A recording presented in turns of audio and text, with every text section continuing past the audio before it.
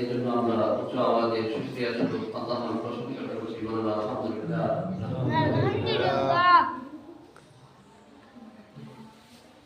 আমরা পবিত্র কালামে পাকে তেলাওয়াত করেছি। আজকের যে রজনীটা, এই রজনীর কথা আল্লাহ তাআলার কোরআন কারীম দ্বারা সাবিত হয়েছে। কোনোভাবে এটাকে অস্বীকার করা যাবে না, মান্য করা যাবে না। এটাকে অস্বীকার করলে, এই মেরাজের ঘটনাকে অস্বীকার করলে কুফরিয়তের অন্তর্ভুক্ত হয়ে যাবে। কারণ কোরআন দ্বারা যেটা সাবিত হয়, কোরআন দ্বারা যেটা প্রমাণিত হয়, সবাই স্পষ্ট, তাতে কোনোভাবে খণ্ডায়িত করার, অপব্যাখ্যা করার কোনো রাস্তা থাকে না। আল্লাহ তাআলা সুস্পষ্টভাবে কোরআনকে নাযিল করেছেন। এই মেরাজের রজনী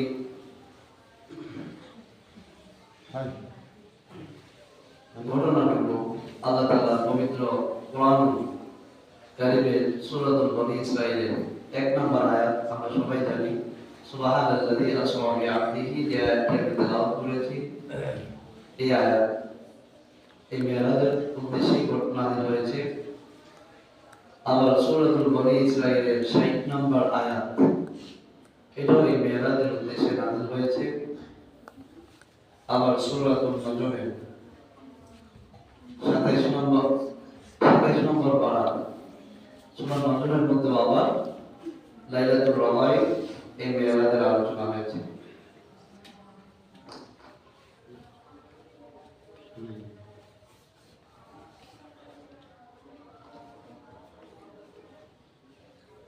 তাহলে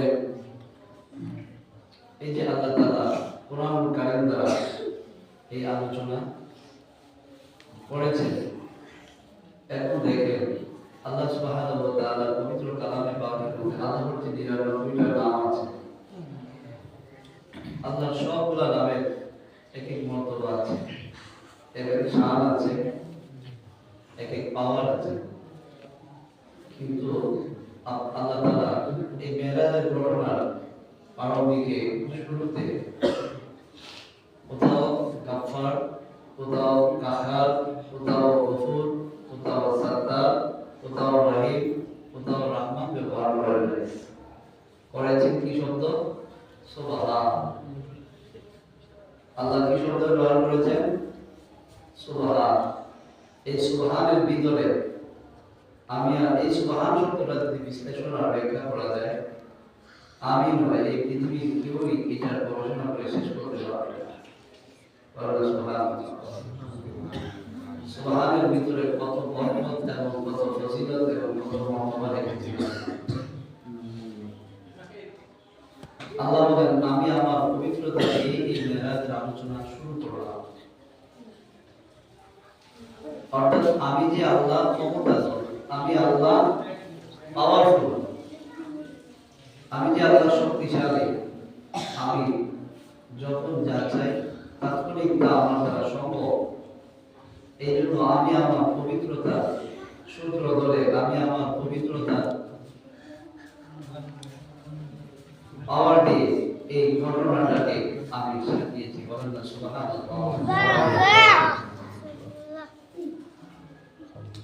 কারণ মেরাজের ঘটনা হয়েছে সামান্য সময়, ঘটনাটুকু সামান্য সময়, কিন্তু এটার ভিতরে যে আল্লাহ তাআলা কত ক্ষমতা প্রয়োগ করেছে, সবকে ঘুমন্ত রেখে, পৃথিবীটাকে পুরো ঘুমন্ত রেখে, একমাত্র মাহবুবকে আল্লাহ তাআলা প্রেমিক বানিয়ে আল্লাহর কাছে নিয়ে আল্লাহর সৃষ্টি জগৎকে ভ্রমণ করিয়েছেন। আল্লাহ তাআলা দেখিয়েছেন, আমি সুবহান, আমি পুত পবিত্র, আমার পুত পবিত্র ক্ষমতাটা আমি আল্লাহ চাইলে সেকেন্ডের ভিতরে সব দরজা করে দিতে পারি।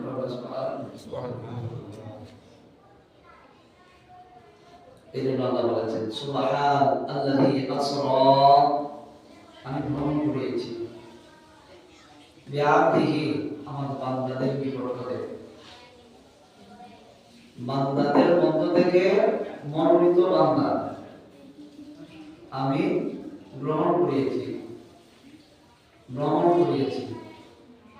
লাইলাম মিনাল মাসজিদিল হারাম, মসজিদে হারাম তথা বাইতুল্লাহ, মসজিদে হারাম থেকে ইলাল মসজিদিল আকসা তথা বাইতুল মুকাদ্দাস। মসজিদে আকসাকে বলে আমরা বাইতুল মুকাদ্দাস, আর মসজিদে হারাম বলে বাইতুল্লাহ। এই ঘর থেকে, আল্লাহর ঘর থেকে বাইতুল মুকাদ্দাস পর্যন্ত আল্লাহ যে ভ্রমণ করিয়েছেন, এটা কোরআন দ্বারা প্রমাণিত। এটা কিসের দ্বারা প্রমাণিত? এটা কি আল্লাহর?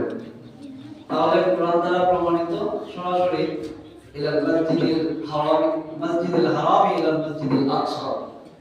আল্লাহ কোরআন দ্বারা স্পষ্ট করে দিয়েছেন, আমি আমার মাহমুদকে মসজিদে হারাম থেকে মসজিদুল আকসা তথা বাইতুল মুকাদ্দাস পর্যন্ত ভ্রমণ করিয়েছি। এটাকে কেউ যদি অস্বীকার করে সে কাফের হয়ে যাবে। সে কি হয়ে যাবে? কাফের হয়ে যাবে।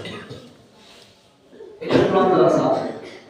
তারপরে আসুন, মসজিদে আকসা থেকে বাইতুল মসজিদে আকসা থেকে উর্দুভবনে যে নিয়ে যায়, অর্থাৎ সিদরাতুল মুনতাহা, এক এক আসমান করে করে সিদরাতুল মুনতাহা পর্যন্ত যেটা যাওয়া হয়, সেই যাওয়াটাকে হাদিস দ্বারা প্রমাণিত করা হয়েছে। কিসের দ্বারা প্রমাণিত করা হয়েছে? হাদিস। এখন হাদিস যদি কেউ ইনকার করে, সে কাফের হবে না, সে ফাসিক হয়ে যাবে। কি হয়ে যাবে? ফাসিক মানে কি? ফাসিক